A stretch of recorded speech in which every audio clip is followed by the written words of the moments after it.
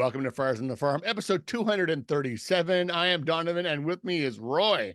Donovan, we have games that count. It's been We so have, long since we've talked. We got a lot to catch up on. do we have, and it's been weird because there hasn't been it's been a few days, and then we're like, we had to get through the week, had to get through the Korean series, and then we were going to talk before the last breakout, but that rained out, and ironically, it rained here today.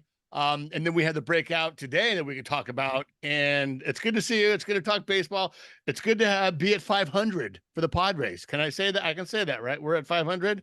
Yeah, right now the Padres are tied for the best and the worst record in Major League Baseball. I just can't wait for if in 2 weeks or like if sometime we don't stay 500 or we don't start hot and the team really need to start hot where it'll be like the Padres are 500 for the first time since the second day in the fucking season. Yeah, um right. I could just see AJ Cassavell or someone tweeting that out. Oh yeah, they're going to. But you know what? I'm not gonna say it's still early. I'm Right. not gonna say No. that at all this year. We learned our lesson last year.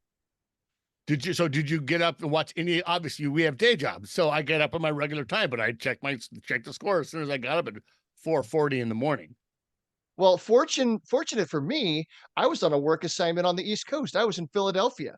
So I set my clock a little bit early. So that Huh. just meant I had to get up at like quarter to six, get in the shower real quick, and I was able to watch the start of that first game. So that uh was cool. And then the next day I was in Chicago. So still I was able to watch a good chunk of that game before I had to head out of the hotel and go do what I was on assignment to go do. It was so bizarre because I got up at 4:40. First day, check the score. Okay, we're winning. Wow, we're winning, really? And then saw that quickly go to hell. Which was fine, but it was weird because normally when I leave the house, it's a little bit like 5 o'clock in the morning. No radio, no nothing on. It's kind of where I can reset my meditation time, I guess you want to call it. But those 2 days I had the game on. I'm like, holy cow, look at my commute. I'm like listening to Padre baseball. It's 5 in the morning, and there's no one on the freeway. A little different. A little different. And then, So we got some stuff to talk about, but both of those games, the starting pitching, it's like everybody still seems to be in spring training mode. yeah, yeah, So both the starting pitching on both sides was pretty kind of subpar, I guess. I yeah, don't want to rip on anybody, but it's you know, and then a couple of relievers looked pretty good, but lots of offense, and so that's yeah, what kind of made it all fun.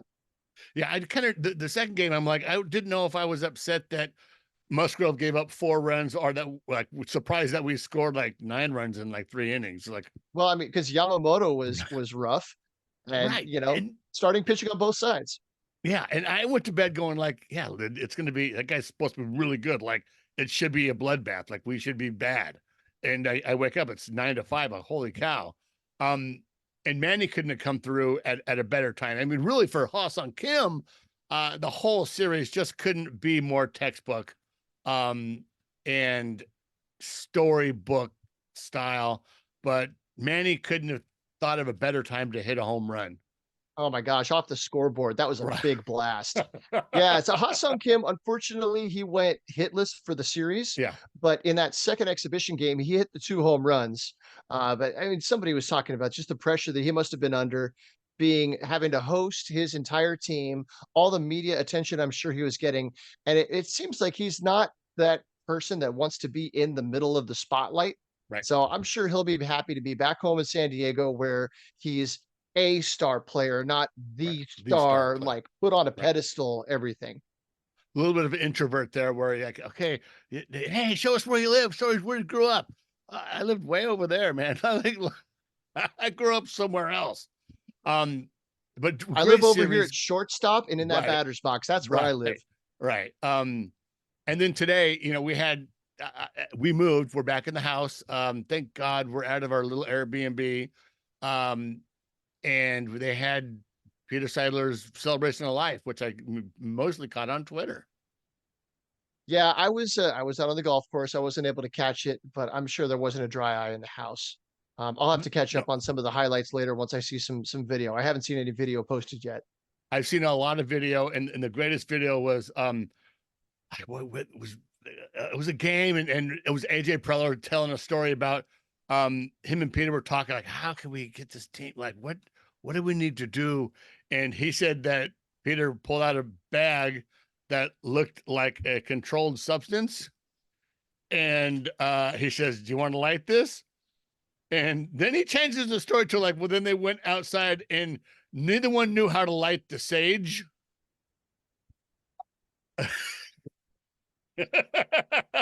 Okay. They essentially they burnt sage, but AJ made it sound like it might have been a hooter. It might have been a little 420. I don't know, but you know, they went out. So it was right when the Cubs were coming into Petco Park, and they were out. It was AJ, Peter, and I can't remember who else was with them, but they were lighting sage and walking through the outfield and saying positive things about our pitchers, positive things about our hitters. And he said later on that when like he talked to someone from the Cubs organization, is like, were you out there like lighting burning sage for like offense? And AJ goes, fucking A, we were. They're damn right we were. Sorry about the cursing, but yeah, it's something to the effect like, hell yeah, we were. I And love then it. Manny's was sweet. Just you know, everything I've seen was like you said, not a dry eye in the house, a lot of laughter, a lot of fun. We had to move, like we weren't going to make it. And you know, it's just it's the culmination of a wonderful life being celebrated in Peter Seidler, and he's changed my life as a Padre fan, you know, and he's changed my community as a San Diegan. Our, you know, for us both, really. And it's funny because I'll finish with this. Like, I was talking to Liddy about this, and she was catching up on some of the video that I've already seen. And Manny was talking about, you know, the owner is like, kids, like you have a brother forever. Like you need anything, I'm just a phone call away. Um, I don't think, you know, it seemed like Manny was much more closer to Peter than he was to say the Baltimore ownership, you know, the Orioles ownership. And this is their knock on them, but I don't think he got that kind of. I'm not sure if the ownership of the Orioles were that comforting or even that friendly or even that close to the team. Um, but you know, Peter was close to the team, and Ron Fowler, those guys were close to the team, and those are genuine people. Peter was a genuine person. So that love, that sense of connection, I think, and family that as a player, employee / person, Manny really gravitated towards that, and you felt it when he talked about it. You know, it's interesting that you bring up the Orioles. They actually just lost their longtime owner, Peter Angelos. He passed away today. He's well into his 90s. And my understanding is that the ownership had gone into some sort of a Trust, conservatorship isn't the right right, word, but right. yeah. And so his kids were running the organization for the last several years, and they just completed the sale of the team this offseason or in the middle of last season. But yeah, the Orioles family is feeling some emotions today about the loss of Peter Angelos. Um, but And yeah, what sounds all like and all a I've yeah. and I'm so now I'm looking forward to Thursday. We're going to be there opening day, and I'm before the game starts. I'm sure there's going to be a video montage and a long Yeah. tribute to Peter Seidler. So I'm sure that's going to be, you know, his spirit is going to be in the building both that day and throughout the whole season as they wear the PS patch on their sleeve. Yeah. But I'm looking forward to that, and I know it's going to be a heavy moment. Yeah, and well, and have you seen? So they have the new thing when they hit a home run or they get on base. It's the finger hearts. Is that what that is? Because that looks like pay me, show me the money. That's what that says to me. It does, but so RotoWare took that and have a thumb up like this, and then he calls it the finger hearts, and all donations of that shirt sale is going to go to the Lucky Duck Foundation. Oh wow, Yeah, okay. yeah, I saw that That's the today. I first saw I've it heard of yesterday. that. That's great. Yeah.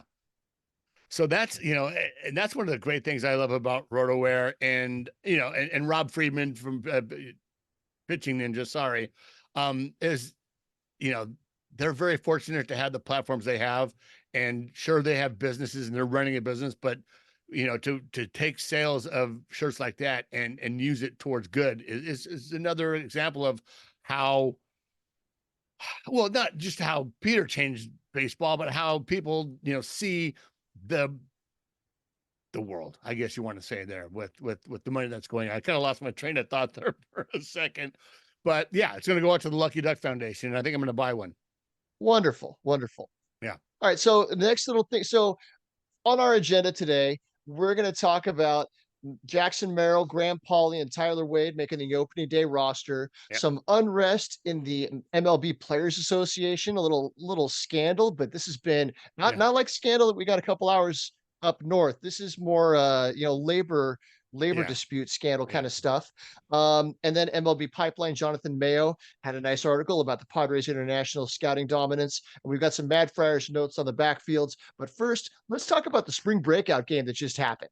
Oh, well, where were you, dude? You were on the links. And where did you play today? Did you play anywhere good or?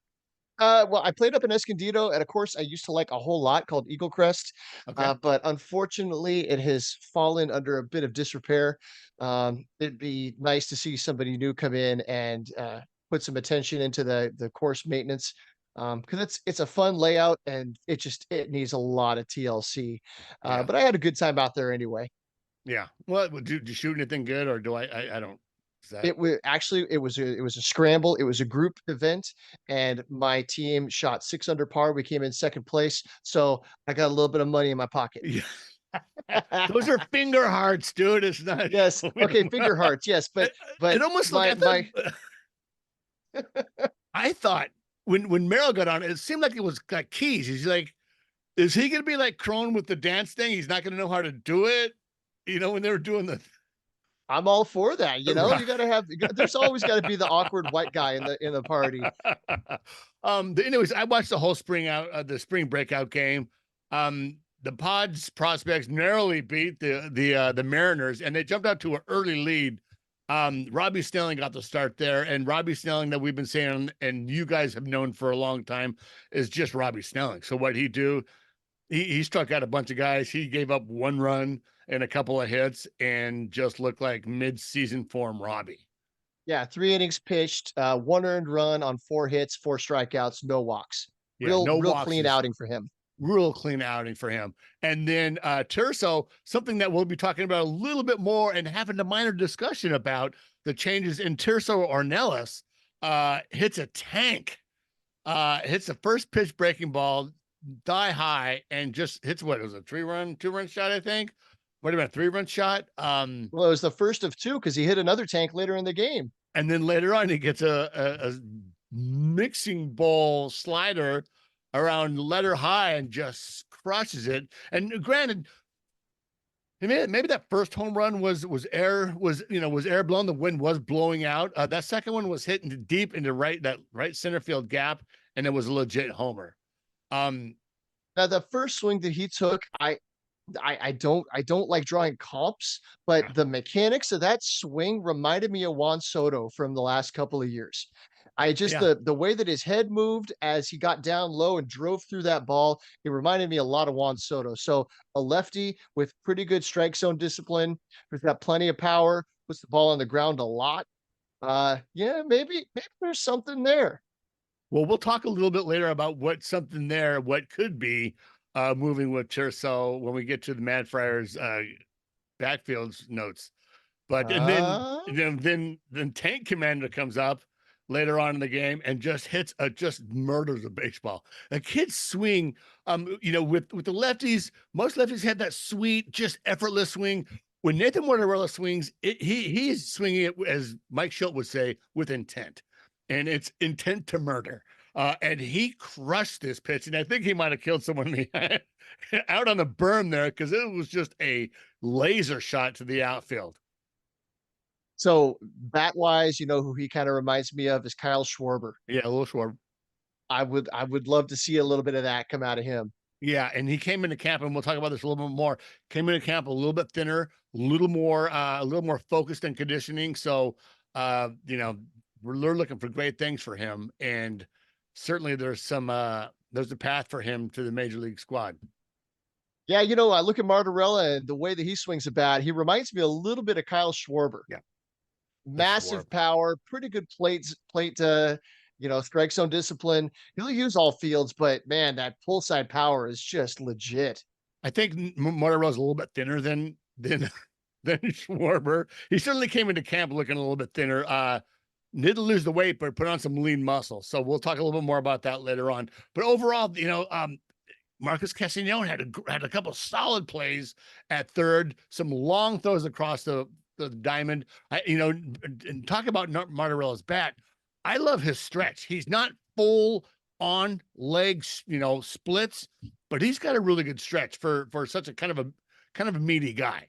Right. And He's more athletic than his frame would suggest. yeah, absolutely. And Castellanos has a little bit sharper arm than I think people give him credit for.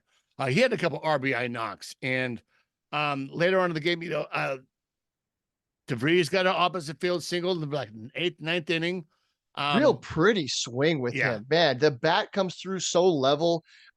That was a really nice, just aesthetically, it was a very nice looking hit. Yeah, who else had a good game? Austin Krob had a pretty good game on the mound. He came in, pitched 3 innings in relief, gave up 2 runs, but Yeah. I mean, the Mariners have a pretty strong farm system. Yeah. So he was still facing some really good some good hitters. So Dylan Lesko came in, didn't have a great outing, but No. he's still Coming back from time. Tommy John, and we're fine with that. It's let's wait till the gates get open to see how the rest of the season comes with him. But that's Right, fine. but then after him, Javian Sandridge pitched a third of an inning. Cole Puplum got 2/3 of an inning, and then Bradley Rodriguez with a full inning. I haven't seen Bradley Rodriguez before, but he came out there lighting up the radar gun, touching 100 miles an hour, and apparently he was looking pretty sharp. Yeah, he looked really good. And once again, he might. I want to say I might have saw him in Elsinore with one of those guys that did play in Elsinore. That you're like, oh, who's Rodriguez? But I'm not sure. Fantastic game though, and let's see, Ethan Salas didn't get a hit, but had a couple walks. I think he stole the bag. I think Marcy stole the bag. Marcy had another good game. Bradley Rodriguez has not pitched domestically yet. He's only been in the Dominican Summer League. Well, then we'll definitely see him this year in Elsinore. Oh yeah. Oh yeah. But overall, a fun game. I'm bummed that last game didn't get played. We would have had, this wasn't a makeup game. This was actually scheduled. We were going to play 2 games. So that's fine, whatever. And, having Jackson Merrill and Graham Pauly not making it, kind of a nice thing to not making the squad. It was good. They didn't make the squad for the right reasons. Absolutely. But I was hoping maybe later in the second half of the game, they'd let guys get in. Like I saw, Kai Murphy got in. I think he got a couple at bats. Yeah, Rosman Verdugo came in as DH late in the game. Brandon Valenzuela replaced Ethan Salas, and Nick McLaury relieved Nerwillian Cedeno at second base. But it wasn't the full scale shift change that I thought we'd see, like with the big league teams. Right, absolutely. But that was real fun, and they're a week away. I think next weekend is when the minor league season starts. Yeah. Yeah. So we were talking about we need to catch up with John Conniff, and I think by the time we connect with him, we're going to know what the minor league rosters are. Yeah, we're gonna try to catch up with him next week. I go out of town on Monday, and when I come back next week, I think Mad Friars will be coming out with their affiliate, kind of the affiliate rundown or their affiliate kind of set, and we'll have John Conniff come on, and he's actually in Arizona right now. We'll get his thoughts on how minor league camp went. But let's move on. Hey, folks, it's time to go on Apple Podcast. Give us a review. Give us a rating. You can follow us on Spotify. You can follow us on iHeartRadio, X, Threads, Instagram.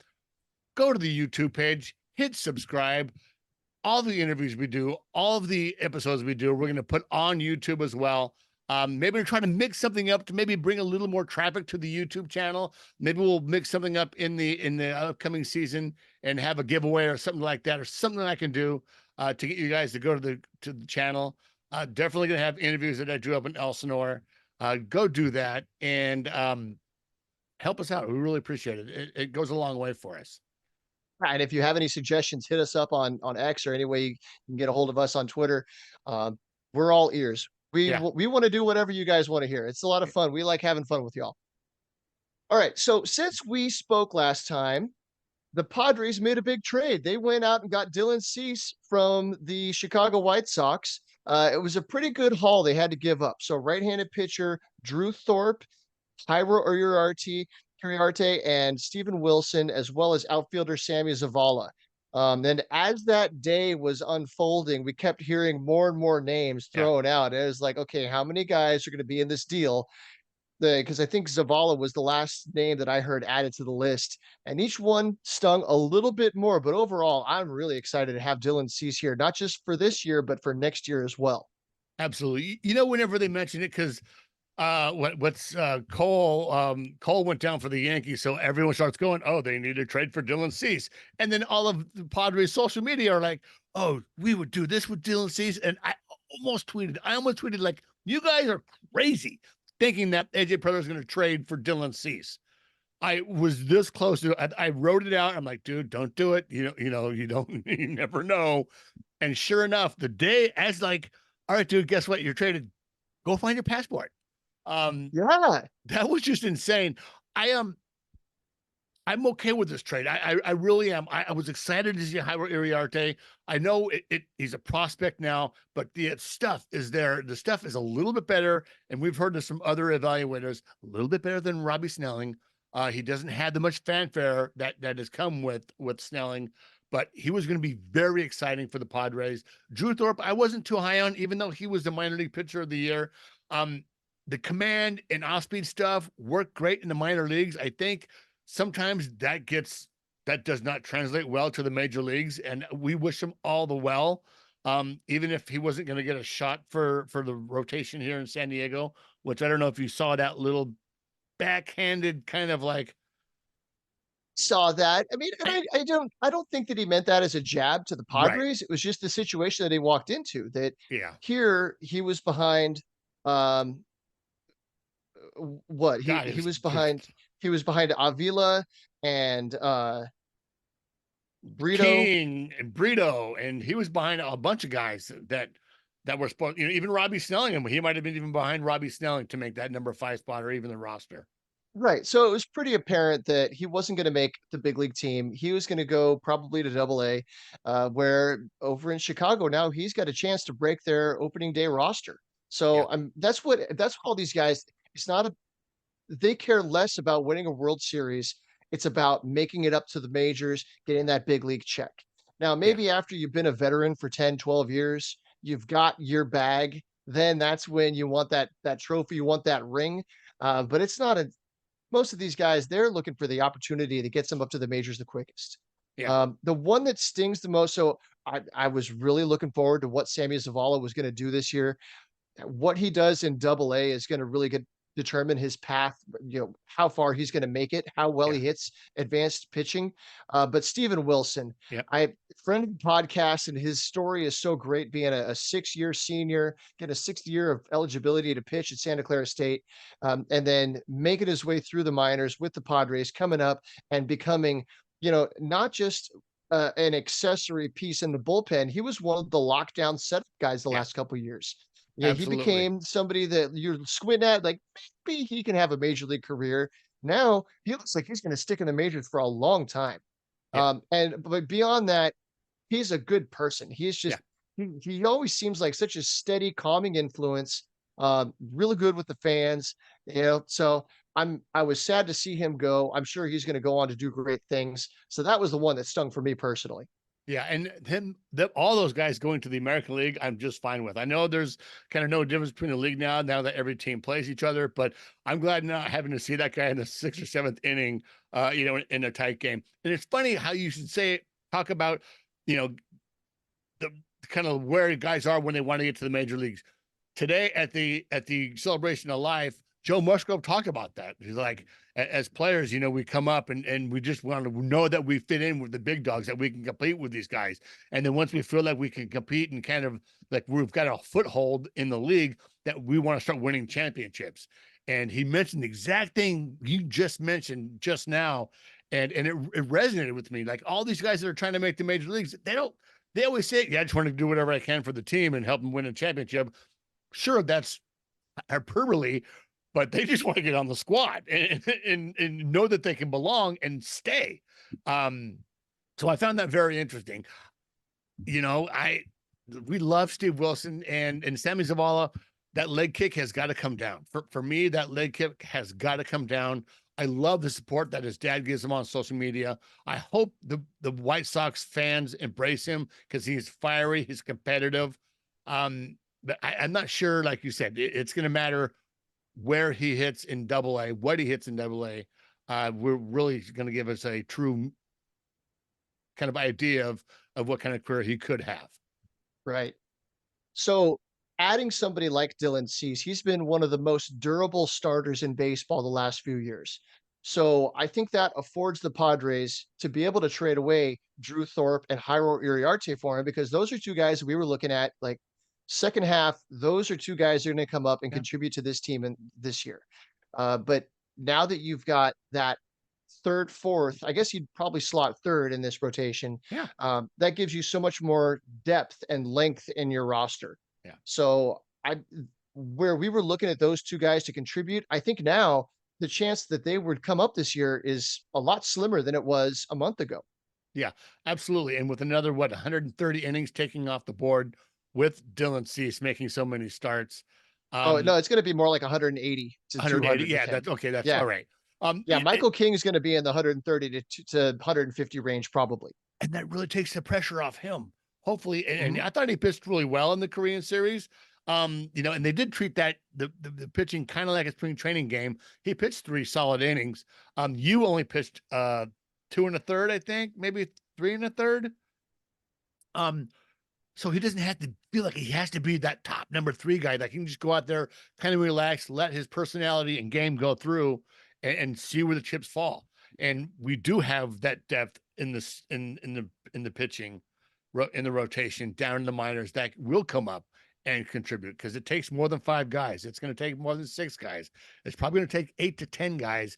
Most of the time, it's 12 for a major league season. That's with injuries and just guys going on the IL and just how the whole season is such a grind that they're going to contribute. Right. Um, Now I think so this year we saw Jeremiah Estrada kind of come out of nowhere and show up as the filthy right-handed guy in spring training. I think the Padres believe in him a lot, and I think that allowed them to let Steven Wilson go. I'm Yep. guessing that Chicago was looking at the deal and they said, we need to have a major leaguer. Yep. Now, earlier in the offseason, when the Padres went out and they signed Yuki Matsui, and then they went out and they picked up Wandy Peralta, a couple of lefties, that had me shaking in my boots a little bit that Tom Cosgrove might be somebody that was available in trade talks. And he's the one person that if he was included in a trade, that would hurt me a little bit more than Steven Wilson. Um, Absolutely. so I'm sad to see Steve go. I'm glad that Tom's still with us. But I do think that Jeremiah Estrada and then Stephen Kolek also looked pretty good Yeah. this spring. Yeah. He's a Rule 5 guy that he's going to stick around. So I think that kind of gave them a little bit of that, the depth to Yeah. let Stephen go. Yeah, absolutely. All right. So speaking about making rosters, let's move on to the Korea series. And Jackson Merrill, welcome to the major leagues. Merrill Madness. So we're repping our Merrill Madness shirts here. So the expectations are high for him. Sammy Lev, I thought he put this well. He posted this on Twitter. Jackson Merrill starts in center field today for the Padres, making his MLB debut at just 20 years old. Merrill joins only Ken Griffey Jr. and Andrew Jones as players in the last 50 years to start opening day in center field before turning 21. That it's huge, and you don't, it's funny because like kind of like being kind of so close to the kid, you and you hear those names, you're like, maybe I don't know. I mean, like it just because they were so touted. Like Andrew Jones was like 19 when he came up and just blew up. Junior was Junior. I mean, he's the kid. And then have him get those couple of hits in the Korea series just to kind of get him off his back. We expect special things, but once again, and we said this last time when we talked about they're just them making the roster. There may be, and there's going to be some times where he's going to go over. There's going to be times where you know, like maybe he shouldn't be up. You got to allow him that time to make those adjustments. And maybe they don't come. Maybe he just keeps hitting, and throws a little bit of power there, plays some solid center field so far. But you're going to have to allow him to grow. and he's gonna have to grow in the major league level because I don't think anyone else is coming. I don't think they want to throw Tommy Pham into that clubhouse, no matter how glaring, left field looks with Jerks and Profar, and with Sugar being in the outfield. Like, sure, this roster is the roster it is now, but there's someone that could be coming down the pike come the trade deadline if we're in contention. But I don't see bringing him in and letting the kids play. Right, they didn't bring Merrill up to bump him back to the bench Right. anytime soon. Jose Azocar's there as the backup center fielder, but he's gonna have some growing pains. He's getting a crash course in center field, so there's gonna be some times that a ball might fall between center and one of the corner outfielders because he didn't take charge or because he thought the other guy had it. Yeah. There might be some plays you see right in toward one of the corners where he's not quite sure where the wall is, that kind of thing. I mean, I know it's center field, so the wall's even, but still, it's hard to run back and feel that wall approaching on you. So I he looks really good so far. There's going to be a couple of plays where you look at it and you kind of cringe. You go, well, Grisham probably would have gotten that and made it look easy, but you got to let the kid have a little bit of time to grow. But so far, he looked really good. Two Yeah. for 8 with the double, and that double that nearly cleared the right field wall. Again, Sam. By the way, Sam Levitt has been Love it, dude. killing it this spring. In season Sammy is what it is now. It has been. So he tweeted out Jackson Merrill's double would have been a homer in 23 of 30 major league ballparks. And that thing was like a foot and a half short of the top of that fence. Oh man, what a moment that would have been for him. Well, and that was it's the ball doesn't travel there. And he hit that ball on the front foot. So he kept his hands back and all the weight shifted towards the ball. So he got a good swing on it, but that wasn't full leaning into a pitch, getting all of it. That was just kind of that was a changeup that he was off balance on. Yeah. And it That's almost one of went those out. you got to kind of slow down your bat as you're coming through the zone to make sure you get the barrel on it. And he still almost flicked it out. Yeah. And he has looked good in the outfield. He has looked, there was one play, I think was maybe the first game that kind of fell in between, or even during the exhibition game where it kind of fell between him and Kim, a little bit in the no man's land, a little bit of maybe communication problem there. But those are things you'll learn. Yeah, you'll figure that stuff out.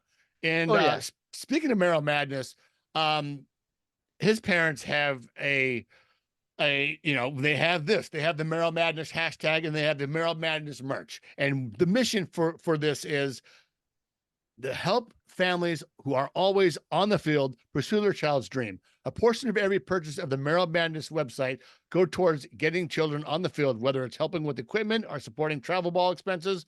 MerrillMadness.com. You guys go to MerrillMadness.com, pick up a shirt. There's going to be more merch available.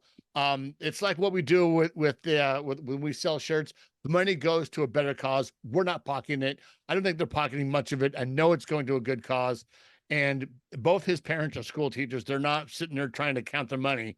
They couldn't even make the Korea series because it was just way too expensive, and they couldn't get the passports in time. But go out there, Merrill Madness, be the third ones to get it because we've got them first. And then I told her to send him to Benner Woods because they had Jackson on during spring training. They got a couple of shirts. And all their friends and family have them back there in Maryland. You guys check these out. Wear them to Petco Park. Rep them on social media with Merrill Madness. Let them know that you got the shirts. And it's a really good cause. We really appreciate it. They're really nice shirts too. They're the wicking material. Yeah, they're like a dry fit kind of a thing. So these would be good workout shirts if you need it to be a good undershirt if you need something to wear under your jersey to the game.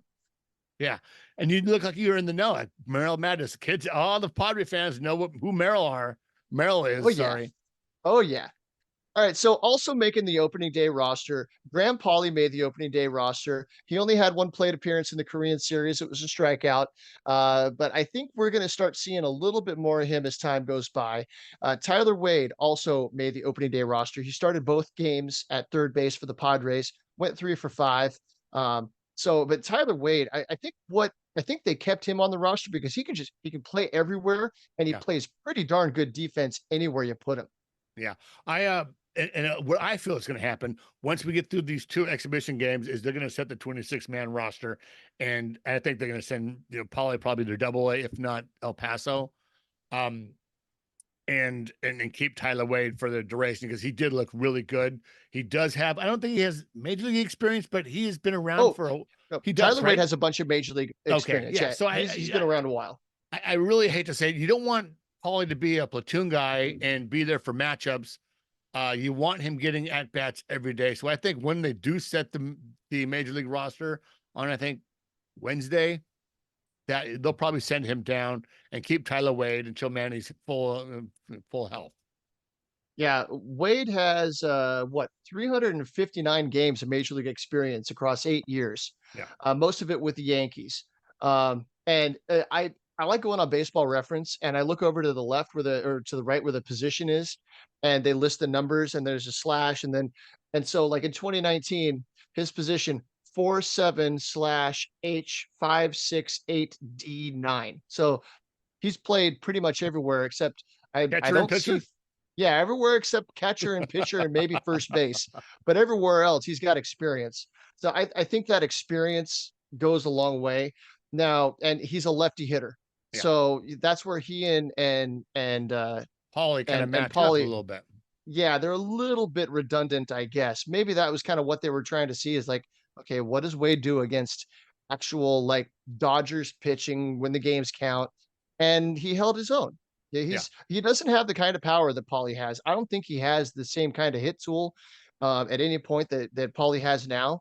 But just the ability to be able to go slot him in anywhere on the field and be not just a competent defender, but Right. a very good defender, and that there's something to say for that kind of versatility. Versatility. Absolutely. And with Paulie, like he's going to be a major league. He's going to be a major league. He's going to be a Padre. I really think they brought him up to show the appreciation for his last year's season and the spring that he had, and for him to get comfortable to be with the major league team, kind of get his feet wet a little bit, like so it's not such a like holy cow. This is it's another way that I think teams let minor leaguers kind of get comfortable. It's like a September call up at the beginning of the season. Like, here's your chance to just kind of get used to being in the major leagues for a minute. Might not play that much, but this is how it works. And this is what you need to do. And he sees what he needs to do. Go to the minors down there and knock it out and come on up later on. Well, it's a kind of unusual major league experience being on the other side of the Pacific Ocean, playing in a foreign country where everybody speaks a foreign language and Right. going around traveling, trying all the food that everybody was. Now, I had so much fun living vicariously through Bob Scanlon and some of these other guys that were just sharing all the things that they were seeing and doing out there in Korea. It was a lot of fun. Yeah, Scan was talking. He was the foodie of the whole group. I thought Don Sella would be. He was like, I'm in the shrimp line and it's 50 deep, and they got 4 people to take care of 50 people. Um, but it was great seeing all the food, and diddling, diddling, diddling with the bonus mileage with the flying miles. You're getting a nice bonus chunk flying miles at the beginning of the season to supercharge your your your miles savings or whatever. Yeah, again, my heart goes out to Steven Wilson, though, that Yeah. he was sitting there at those tables, with his significant other, getting ready to get on the bus, Yeah. to get on the plane, to go fly to South Korea, and that's not even a once in a lifetime opportunity. That's just blind luck on being on the Yeah. right team at the right time to be able to Right. go do that, and all of that was just kind of pulled out from under the carpet for him. Um, Well, so you felt it was kind of a weird day too, because when that trade happened, Sammy was there. The team would kind of already were there. They were kind of mulling around the clubhouse, and as the trade went on, like you said, like okay, we know it's Howard Iriarte and Drew Thorpe. Okay, oh, like another half an hour later, oh, they're adding Samuel Zavala to this. Oh, they're adding Steven Wilson, and all this time he's talking to Ben and Woods, going like, yeah, I see this guy, I see that guy, and they're all waiting around. They kind of don't know what's going. Schilt came off the field, and they're like, after the trade, and he's like, I don't know what you're talking about. I have no idea. Like, it really caught him off guard with just like, yeah, I have no idea what happened. And they're like, no, hey, you know who you got? Do you know who's I think going? he I think he knew what was happening. I think he just wasn't at liberty to say anything about it yet. Because team personnel, they're not gonna talk about specifics Right, until the deal is done. right. Poker face. Talk about Schilt with the poker face. And here's a Yeah. real quick on the Korean series that I noticed, and Liddy kind of pointed this out. As that second game went, like a good manager doesn't show emotion. Like I like my manager when he's winning or losing to be just like stone faced. Okay, I'm still like this is great. Games we're winning the game, but like as you watch their bullpen just melt down for the Dodgers, you just see varying degrees of Bip Roberts just kind of like losing it, like just going, oh, you just his face just melts to this like anguish. When we were getting smoked, when they were coming back the other day, they're showing Shelton. It was just like, you know, it you need to have that level headedness, and you can't wear it for me. And I wear my heart on my sleeve, so it's something that I have that I don't like to see in my leaders. But certainly it was fun watching him kind of just like look at his hit batter. Okay, I'm gonna write on his little card. Do you know he was like, what's going on? Their bullpen does not look sharp. You know what? Did you see the clip when Manny hit that big home run? There was the shot in the dugout. Did you see that? Yeah, yeah, yeah. That was one of those where you need to watch it like 10, 12 times and each time focus on a different person in that shot. But Mike Schilt was right there and you see the elation on his Yeah. face. So he's going to celebrate with in the middle with all the guys. But the one that stood out to me was Jackson Merrill. Yeah. That he stood up and he was happier than everybody. And Yeah. it reminds me of what I saw in Lake Elsinore that he was always more excited about everybody else's achievements than whatever he did. Whatever he did, it's like he expects this to happen. He expects to get the hit, make the nice play. Like, this is what I do. But when somebody else did something cool, he was the first one to jump out of the dugout and give him a pat on the back. Yeah, I noticed that also in the high A in Fort Wayne, where at the end of the inning, either they're coming out or coming in, he was always there to go like high five guys coming off the field. They would Yeah. always have that last like 30 seconds of guys coming off the field, and you always saw him high fiving guys, high fiving guys, and then getting in the dugout. That's what you need in a young professional leader. That excitement for other players, not just yourself. Yeah, he's just wired to be a leader. Yeah. Yeah. All right. So we're here to talk about minor league stuff. We've been spending this whole time talking about major league things. A bunch of our minor So league guys made the squad, so let's go. that's right. We're like proud papas here. We're like proud Padres. So with Mad Friars, John Conniff is in Peoria right now, and pretty much every day he's pumping out notes from the backfield. So every day, these are if you've subscribed to Mad Friars, which you should, if you're listening to this podcast, Yeah. you better be subscribing to Mad Friars. It's pretty much must read entertainment every single day. So first little tidbit I've got here is about Nathan Martorella. He says the Padres have been very impressed by his dramatic body transformation in the offseason. While he weighs about the same as last year, he is significantly more lean muscle, helping him move better on the field. After getting a bit of exposure in left field last year, he's attempting to build on that versatility this season and may see more time in both outfield corners. Now, I don't know anything about his arm. Yeah, I know you need to have the arm play up to be Yeah. able to move over to right field. Yeah. But maybe that's something he's trying to prove because you don't, a first baseman doesn't have to throw a whole lot other than flipping the ground balls in warmups. Maybe they have to throw home every once in a while on a close play, but you don't expect somebody at first base to have the cannon arm. And left field is usually the outfield spot where you put the guy with the weakest arm if you can. Yeah. It'll be just good to see how his new body reacts to playing out in the outfield. Um, that frame is there, so I'm sure he throws it relatively good. That'll be a question that we could probably even ask John next week. And going into the future, like, yeah, he maybe play outfield, but how's the arm? How's the accuracy? Can he get Right. guys out? And we're It's not saying that he's going to be the starting right fielder of the 2026 Padres, but right. to be able to have that ability to go out and play the outfield if they need to, that's huge. Yeah. And I want to jump back real quick. So we're talking about right. Jackson Merrill making the adjustment to center field. Um, I noticed so Jurickson Profar, his first year in the outfield, he was okay, but not good as far Right. as throwing. And then he came back that next year, and all of a sudden he's gunning guys down right, left. And then Tatis moves over to right field last year, and I mean wins the Platinum Glove. Yeah, he's What a more can we say sniper. about that? But it's because of the arm. Both of those guys learned how to change from an infielder's throwing mechanic to an outfielder's throwing mechanic, where you get the crow hop, you get your full body behind it, a little more extension to the arm, a little more over the top.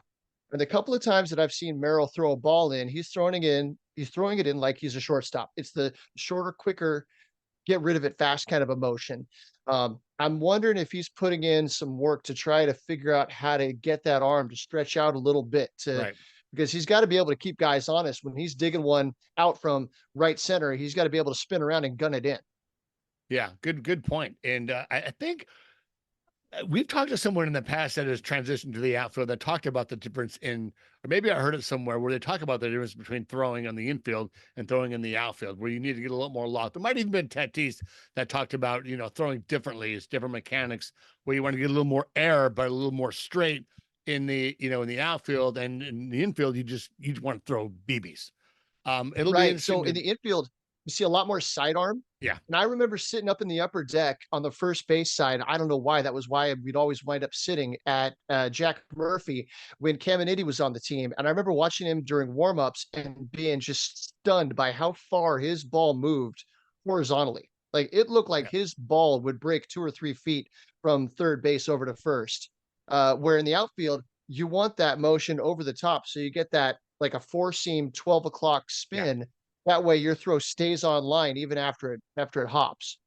They also teach you to not throw the ball on the seams. So if you do catch the ball with the seams in the outfield, because anything you throw from the outfield with the seam, you'll get movement. Right, right, right. All right, so let's move on to some more of these notes. Um, and as he's been since coming down from the first big league camp, Ethan Salas was behind the plate with the Double-A group. It still looks like he'll start the year at San Antonio, although his offensive numbers were spotty in short stints at Fort Wayne and San Antonio last year. The organization doesn't seem concerned that the offense will come. So far this spring, the point of emphasis has been on his throwing and continuing to work with pitchers on developing and executing game plans. Well, a catcher has so much to work on, Yeah, but the hitting, he has a natural propensity to hit. And yeah. I think that's just a matter of time, a matter of reps. He looks so good today. I really wanted to focus on him during the spring breakout game today. And I'm not an evaluator, but it was just smooth. Just everything that came over the plate, it was choo, choo, just he was unfazed. And it's hard to believe that kid's still 17 years old, and just looked so fluid behind the dish. Uh, And Leo Devries that I'm going to talk about here in a minute. He looked really good in that game too. He looked just fluid playing yeah, shortstop, and he's got a strong arm that was right on the money every time. yeah. All right, so staying with the catchers, Brandon Valenzuela looks fully recovered from the knee injury that cut short his season last year. The organization believes that a leaner Valenzuela has better lateral movement behind the plate, so it will be encouraging to see him come into camp in great shape. And then Leo DeVries continued to impress with the low A club. He's hit several balls hard the past few days, but also showed an advanced eye at the plate, laying off pitchers' strikes early in the count. Early in the game, he drew a walk and got a tremendous jump in stealing second. Defensively, he moves well and has a plus arm. With the Arizona Complex League start moved up a month this year, he will probably begin the season there. But if he continues to play as he has in the spring, he should be up in Lake Elsinore for much of the summer. I hadn't heard that the Arizona Summer League is starting earlier. I guess I hadn't paid attention to seeking out that news. Yeah, that's it's weird. This whole year in spring training for the Padres has been weird because so many teams were still in spring training. In fact, the Mariners leave tomorrow. They've had all this week to play games. I wonder if they're going to allow us to talk to them. Like we've got someone that can do the interpreting. I wonder if they're going to allow us to give us a chance to talk to them. Well, Um, we'll find out when he's up in Lake Elsinore this year. Absolutely. That's, there's several guys I want to talk to. Romeo Santabrio, I believe, who will be there as well. I want to talk to him as well, but certainly wanted to get a little bit of some trigger time with Leo and just talk ball. Like I just want to hear the kid talk about baseball, and it's going to be real fun. Another kid that I hope to see um in Lake Elsinore this year is JD Gonzalez. He was the Padres' third round draft pick last year at a high school in Hamaco, Puerto Rico. The left-handed hitting catcher has a smooth, easy swing. His knee, which kept him out of action last year, is not showing any remaining issues. Today, as a designated hitter, the 18-year-old showed solid command of the strike zone. Long term, the organization sees him as a weapon behind the dish. Gonzalez will probably play a little more slower. Will probably move a little bit slower than DeVries, but will be one of the key members of the 2023 draft class to watch this year. Yeah, all I know about him so far is that he's got an absolute cannon arm, and they talk about his bat like he's got some power potential. Yeah. Okay, so Dylan Head has put on some very good weight and now looks like a star halfback at 6'1" and 192 pounds. I didn't realize he was that big, either in height or Yep. in mass. The center fielder from Illinois has been working on getting the ball in the air more and plans to run much more this year than his brief debut in the Arizona complex in Cal Leagues last summer. In early batting practice, he put on a show, easily driving the ball to all fields and consistently finding the barrel. After popping up the first pitch he saw in the game, Head came back with the line drive single to his right in his second plate appearance. While Head is a tremendous athlete, evaluators might be more impressed with his baseball acumen. He doesn't swing at many bad pitches, and last year posted a 363 on base percentage in 124 plate appearances. Now, everybody wants to hit. You want to go up there and rake. You want to Right. hit the ball hard and do damage. But when you've got top of the scale speed like he does, learning how to be patient and allowing drawing a walk and kind of seeking that, Yeah. because he gets on first base, next thing you know, he's on third base. Yeah. A walk, giving up a walk to him is like It's a giving up a double. double or a triple. Yeah. Absolutely. Another kid that guy I've only seen the pictures. He's like young Tirso Morelos just came in ripped. I think he's gonna have a really good year this year in Elsinore. As far as the frame goes, I gotta say Homer Bush Jr. Fits that mold a little bit more. And Yep. I don't remember what he looked like last year, but you see him now, and like you see him from across the field, you're like, holy cow, that dude is an absolute unit. Where so and so Thoroughbred, Dylan Head, man.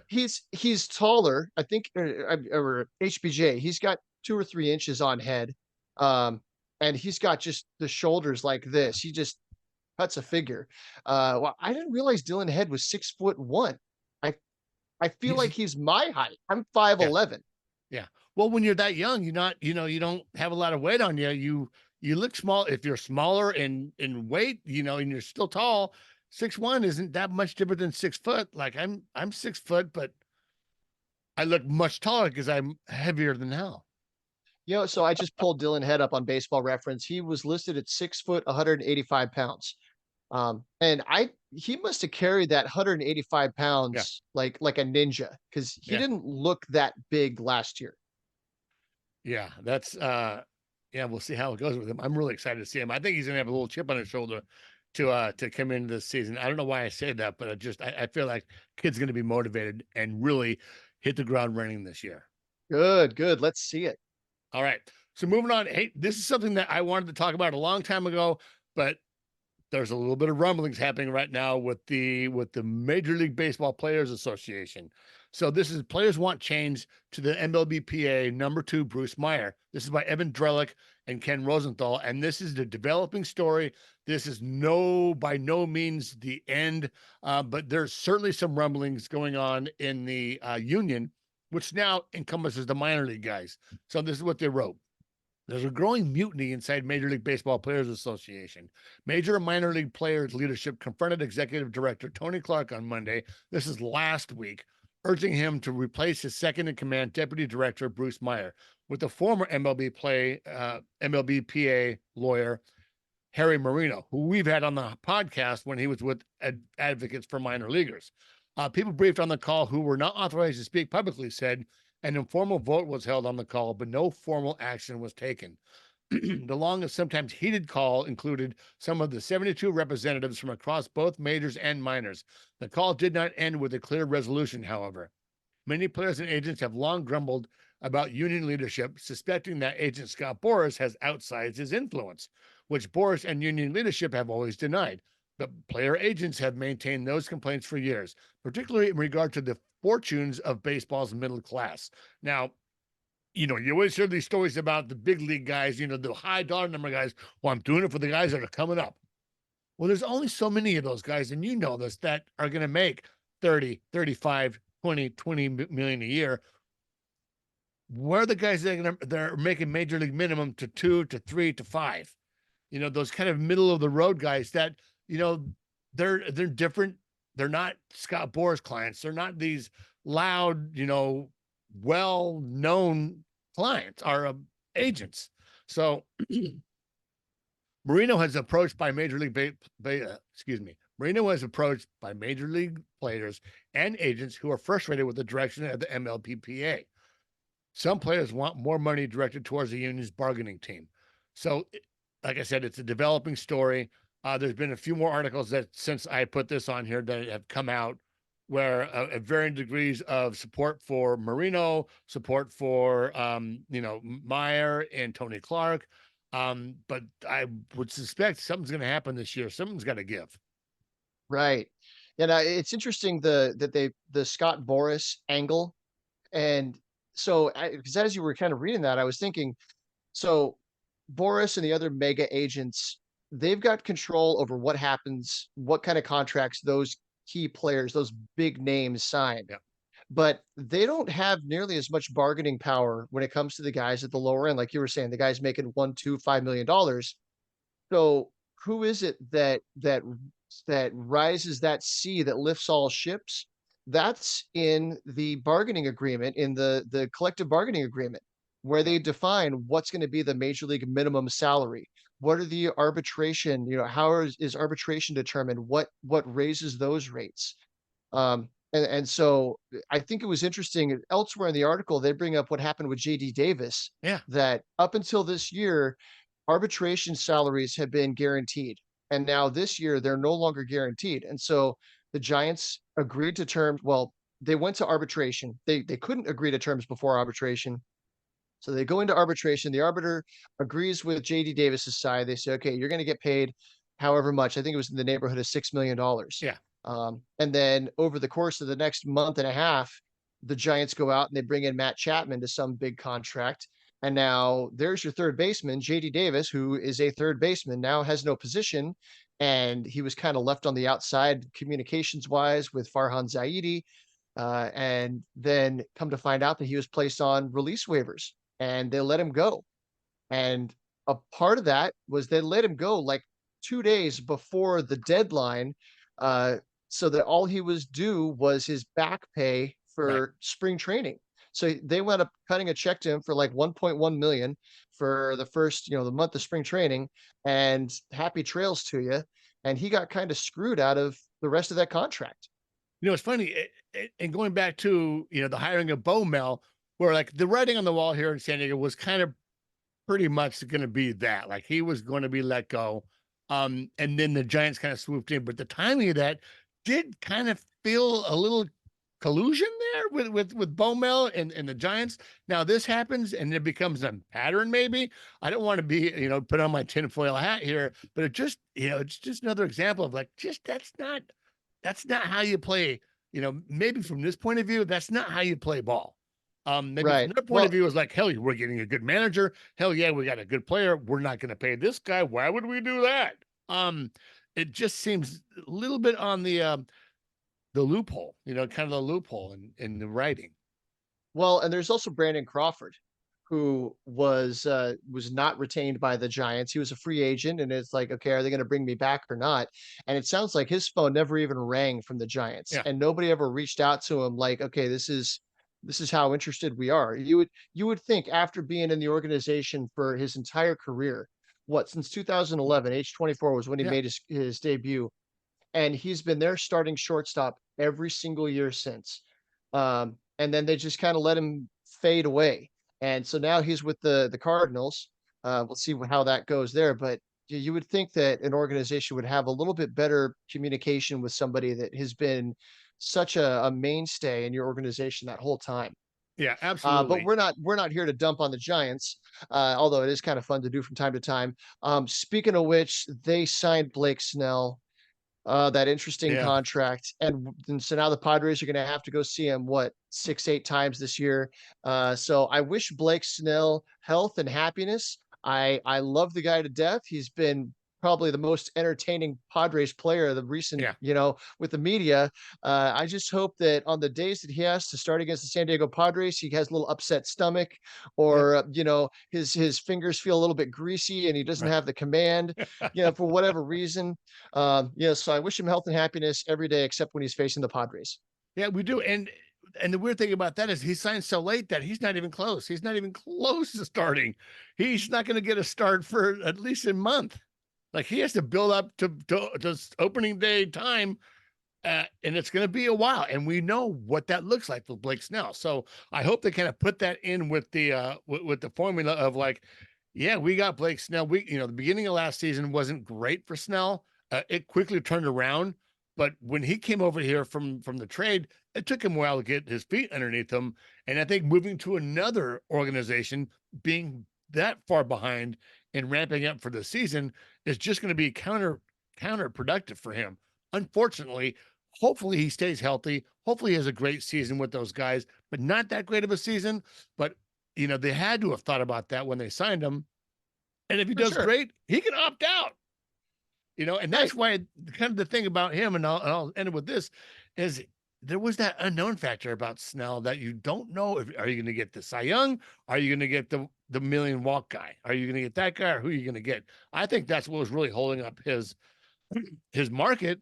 And to kind of bring that back to where with the Union, that was another one of the big problems with this offseason. Like some of those big names didn't sign because they had Boris attached to them, and other organizations can't set a budget, can't sign those guys underneath because they don't know if they're going to be able to sign that guy or if he's going to go there, what it's going to cost. Like when they talk about those top tier guys really, kind of like holding up the market, they really do hold up the market. So they go, okay, so that's where we are. All right, so now we can go do this. We have plan A, B, and C. And those plan A, B, and C guys are the guys that win championships. Sure, your high dollar guys are big money makers, really good ball players, highly productive, but it's those guys in between the middle class of Major League Baseball, your journeymen, that really help you win championships. Right. And so who has the control to be able to affect how the agents do go about their job and how, you know, it's comes down to the collective bargaining agreement. Right. And so I guess that's where a lot of players have an issue with how Bruce Meyer's done his job in recent years. And maybe they've got a little bit more faith in Harry Marino, even though he's a newcomer to Yeah. that arena. He did a great job with the minor leaguers, and it sounds like he's already earned the trust of a lot of people in the leadership of the Players Association. Yeah. But let's move on and wrap it up with our friend Jonathan Mayo. I really appreciate this because when he wrote this article and he posted it on Twitter, he tagged Friars on the Farm. And that's the first time that I've ever seen that. Like I saw my notifications and then I'm like, Paul, why I didn't, oh, I clicked on it and like Jonathan Mayo had tagged Friars on the Farm and one of the things. I don't know how you do it, but he tagged us. So I get all these notifications of likes. I'm like, we didn't post anything. Wow. Oh, really? So, Jonathan, if you ever listen, thank you so much. We'd love to have you come back on the podcast and give us grief because we love your personality. But most of all, we love your writing. And this is what he's written about the Yeah, Padres.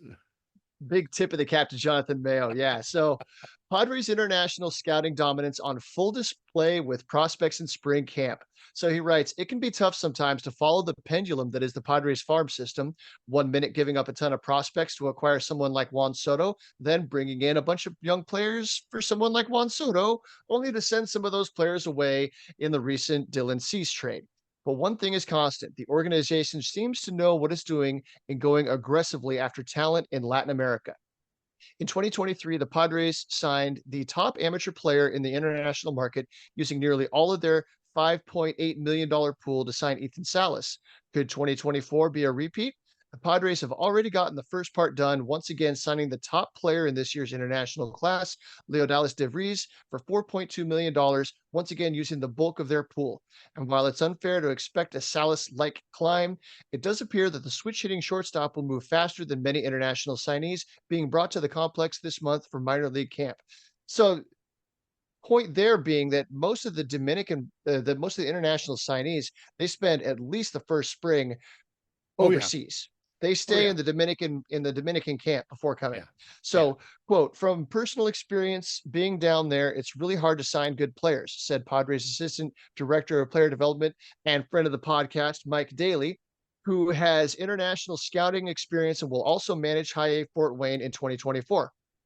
Huge credit to VP of Amateur and International Scouting Chris Kemp, International Scouting Assistant Alvin Duran, and International Scouting Supervisors Trevor Shum and Billy McLaughlin. Those guys are really plugged in down there. They're constantly improving their process and then putting the Padres in a really good position to be able to sign those quality players year in and year out. One of the biggest things the group seems astute at evaluating is how a player carries himself on and off the field. Salas and DeVries came with obvious physical gifts, but having an idea that they could handle being moved aggressively is checking off a very large box, one that allows the Padres to move future superstars towards San Diego at a more rapid pace. Quote, what really seems to separate guys is the makeup and how they're wired or driven, Daly said. DeVries was at our complex in the Dominican Republic since he signed, and we brought him over with the start of minor league camp, gave him the opportunity to experience here in Arizona in March, and then we'll take it from there. You know, it's funny because we were talking about, just to kind of mention this right off the top, when we talked to Ben Badler, some of the articles that came around that time, about guys that were promised money, and when they got it, they stopped wanting to practice. Like, they changed once they got the contract, even got the promise of the contract, their workout changed. Like, the makeup, part of the due diligence that Ben talked about is going to talk to the family, going to watch the kid play, and making sure that they're emotionally able to handle the rigors of professional baseball, and that they're committed. Like, those guys, there's a lot of money, even 50,000, 100,000, a couple $100,000 to these kids is a gold mine. When you give them that money, are they going to continue to want to play? Are they going to want to, continue to grow in the game? And finding that out and counting on that is huge. And another one of the things I like about these last two international signing periods for the Padres is they're a large amount of money going on one guy. Like, find the really good player, sign that kid. You know what I mean? You don't spend a couple $100,000 here. Oh, sign this guy for $1.5 million here, and just kind of see which of them rides to the top. Like, find the best player, do your best to sign that kid, and spend most of your money doing that. Because all the other guys that come that are down in the Dominican Republic, signing for $10,000, which is still a lot of money, but you never know. I wonder if some of this is kind of a learning experience because the 2016 international signing pool that those guys all just became eligible for minor league free agency this last offseason. They gave a lot of money to a lot of guys that didn't wind up making it, or those that did, they didn't wind up being the impact guys that they thought they would be. So going back to when they're talking to these guys when they're early teenagers, trying to figure out what drives these guys. Why are they here? Are they here because they have the opportunity to make a living that can change their families for Right. generations? And there's nothing wrong with that being the motivation. But it sounds like both Salas and DeVries, they want to be major leaguers. They want to play professional baseball. They want to play Major League Baseball. They want to be as good as they can be on the field. And then everything else is just going to fall in place. Right. So there's been a lot of dumping on Anthony Rendon lately Yeah. for kind of the attitude that has come through in what he said in interviews. But from a certain standpoint, like I have a hard time faulting somebody that finally got there and made that check. And I mean, like, Well, yeah, I well, get it. You don't want to see somebody check out and like soft quit on the people that are paying their paycheck. But I kind of get that. Maybe baseball hasn't been what drives some of these guys. It's been right. trying to make that living, get to that level. Right. And about Rendon, and I kind of got this, and he did get a little heat for that.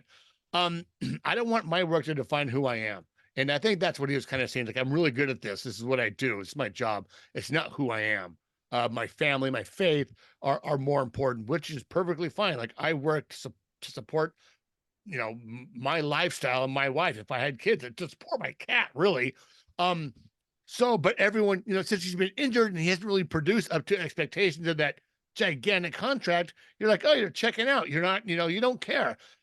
I don't think that's what he was saying. He was saying it's like it's not who I am. I'm not Anthony Rendon, the Major League Baseball player. I'm Anthony Rendon, the father. I'm Anthony Rendon, the husband.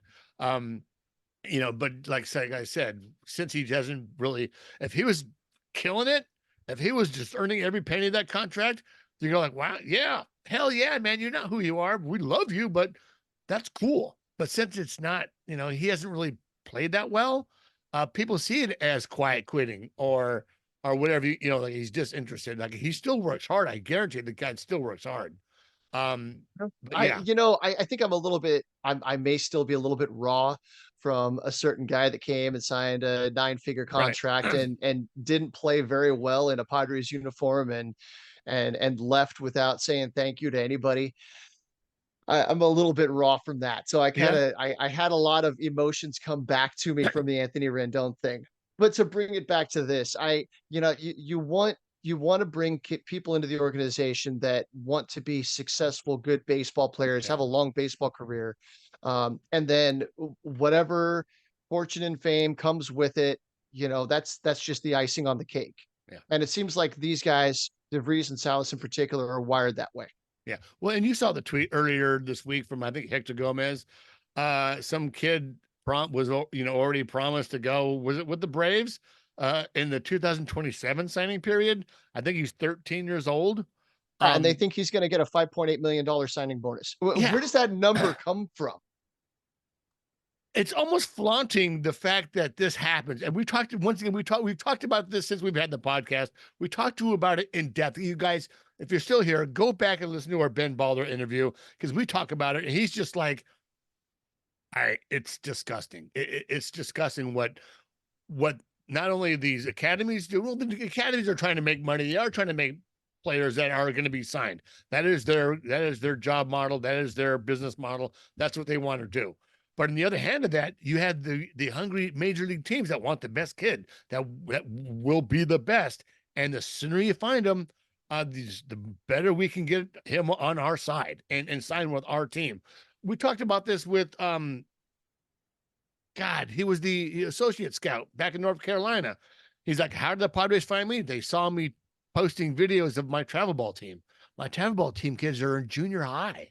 They're 12, 13 years old. And they're like, hey, we like what you're doing. Will you go look at this kid? Or will you go look at that kid?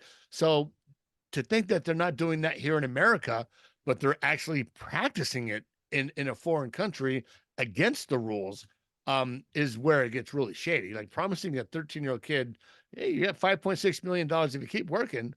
Um, that doesn't seem right because and if it doesn't work out, they can pull it back, and it happens all the time. Yeah, no, it doesn't seem right, and this is something that we're gonna continue to talk about until something changes. Yeah. 'Cause to me, it feels like indentured servitude, and you Yep. see how many kids are chewed up and spit out because for every one that signs that 6 or 7-figure deal, there's dozens that think that they're gonna be that guy, and the families attach all their hopes and dreams to that kid making it. So as much as you see people here in the US as families doing that for their kids, yeah, you've got families in the Dominican or in Venezuela or wherever else that come from much more humble upbringings and pinning all their hopes on some 12-year-old kid that maybe they'll be able to make it as a professional baseball player. It's a weird world. It's a Yeah. weird situation the Yeah. more you think about it. And we've thought about it way too much. If you guys go and check out Bradford William Davis, he's the one that wrote the article um, with with our friend of the podcast, Dr. Meredith Wills, about the baseball. He wrote this $1 million slaves. The gambling scandals are only the beginning. Like gambling is so enmeshed into the game now that people feel the right that they can go to a soccer game and yell at the players, or we do it as fans. You yell at this guy, you're screwing up by this. There's only and then when they don't perform, you should see their DMs. You should see what's being written about them on social media.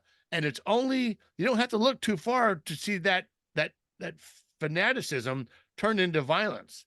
It's particularly when you have gambling now just starting to thread its way into all major league sports. I can't wait to read this article. It's called "The Gambling Scandals Are Only the Beginning. The relationships between players and fans had deteriorated rapidly with the expulsion of gambling." Oh man. Yeah. So for so many years, let's go ahead and go there. We're at the end of the podcast. Right. I don't know who's stuck around for this long. The whole Shohei Otani thing has blown up, and I don't know what to make of that. But for years, there's no gambling allowed around baseball. There's Yeah. you don't even want to mention it. And and then slowly DraftKings and these those day Caesar's bets. bet. Yeah. Yeah, all Yeah. that stuff has started to become a little bit more, a little closer and closer to baseball. Now, I think the Cincinnati Red Stadium, you can actually like walk across the street and place bets. They've got a casino like right there. And you've got Oakland that where the A's are trying to move into Las Vegas. And Vegas. for years, it's like, no, we cannot have pro sports in Las Vegas because it's too close to gambling. Well, the Raiders moved there and it's been a huge success. And Go now the Golden everybody's got their Knights. eyes on Vegas. Yeah.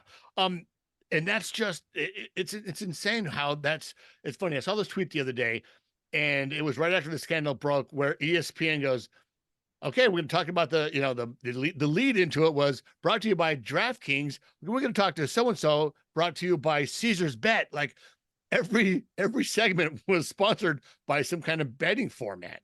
Right. So is And Shohei Otani gonna decide to retire from baseball to go pursue a minor league career in basketball?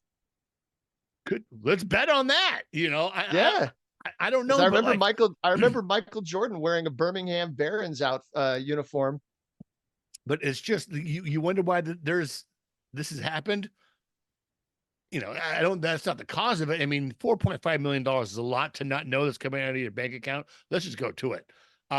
Did I think he paid off his gambling debts to an illegal bookie? Absolutely, I think he did. And I think You don't think any of that was his own gambling? I don't think so. I really That's a don't think so. hell of a lot of money to go to bail somebody out. But even so, even if that is true, which in my opinion is true, and we'll find out once everything kind of goes through. Just being gambling adjacent to an illegal bookie, if that was to like DraftKings or some Caesar's Palace, like there was an article about Bruno Mars owing MGM Grant like millions of dollars because he just gambles all his money away while he's a resident, playing as a resident there. It just looks bad. It's really bad, but he's the unicorn. So I guarantee you they're going to do their investigation. And if the feds don't find anything really bad, they're going to hush everything under the rug and they're going to keep that cash cow, Shohei Otani, the victim. They'll make him out to the victim and they will keep that money coming in, which he brings in. Yep. If he was Joey Schmidlap, Oh, yeah. Oh God. Yeah. Suspended. He'd be suspended and he'd be out of baseball and you wouldn't even really hear about it. It's just, oh, he had a gambling problem. He's gone. Yeah. But no, he is the chosen one. Yeah. I don't think he's going anywhere. No. And yeah, we'll see how that goes and we'll see how everything breaks out, but let's get out of here. Thank you guys for staying. You can find me on Twitter at SD Donovan. You can find me at Zippy_TMS. By the way, go hit up MerrillMadness.com. Get your own Merrill Madness shirt. Support what they're doing. They're a good family doing good things for baseball families. Absolutely. We can do anything.